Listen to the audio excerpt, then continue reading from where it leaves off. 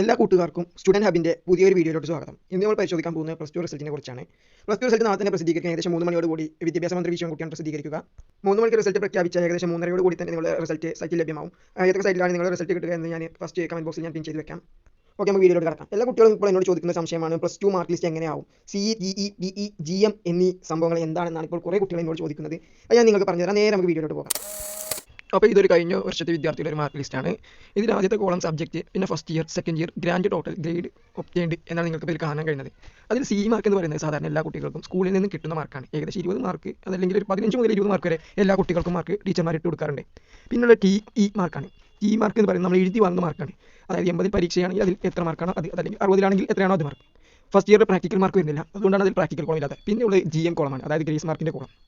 Grace മാർക്കിൻ്റെ കോളത്തിൽ നിങ്ങൾക്ക് ഫസ്റ്റ് ഇയർ എന്തെങ്കിലുമൊക്കെ ഗ്രേസ് മാർക്കാണ് കിട്ടിയിട്ടുള്ളത്, അതാണ് അവിടെ ആഡ് ചെയ്യുക. പിന്നെ ഉള്ളത് ഈ ഗ്രേസ് മാർക്കും TE മാർക്കും CE മാർക്കും എല്ലാം കൂടി കൂട്ടിയ മാർക്കാണ് ടോട്ടൽ മാർക്ക്. സെക്കൻഡ് ഇയറും അതുപോലെ തന്നെയാണ് CE മാർക്ക് ടീച്ചേഴ്സ് തരുന്നത്.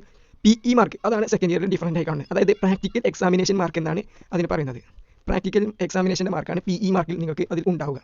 പിന്നെ TE mark, GM grace mark, പിന്നെ ടോട്ടൽ. പിന്നെയുള്ളതാണ് ഗ്രാൻഡ് ടോട്ടൽ എന്ന ഭാഗം. അതായത് ഫസ്റ്റ് ഇയറിൻ്റെ മാർക്കും എല്ലാ മാർക്കും സെക്കൻഡ് ഇയറിൻ്റെ എല്ലാ മാർക്കും കൂടി ചേർന്നതാണ് ഗ്രാൻഡ് ടോട്ടൽ എന്ന മാർക്ക്. അതായത് CE മാർക്കിൽ സെക്കൻഡ് ഇയറും ഫസ്റ്റ് ഇയറും കൂട്ടിയതും PE മാർക്കും, അതായത് സെക്കൻഡ് ഇയറിൽ മാത്രമേ പ്രാക്ടിക്കൽ എക്സാമിനേഷൻ മാർക്കുള്ളൂ. അതായത് പ്രാക്ടിക്കൽ എക്സാമിനേഷൻ സെക്കൻഡ് ഇയറിന് മാത്രമായിരിക്കും TE മാർക്ക്.